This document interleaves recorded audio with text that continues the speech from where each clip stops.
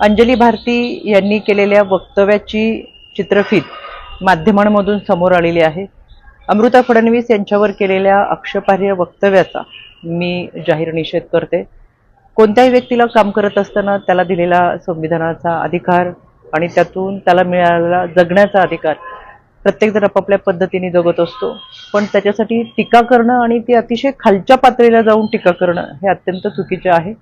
राज्य महिला आयोगाने याची दखल घेतलेली असून भंडारा पोलीस अधीक्षक आणि भंडारा जिल्हाधिकारी यांना पत्रव्यवहार करत या संपूर्ण घटनेचे चित्रफीत आणि ज्या पद्धतीचं वक्तव्य केलेलं आहे यावरती कारवाई करण्याचे निर्देश दिलेले आहेत।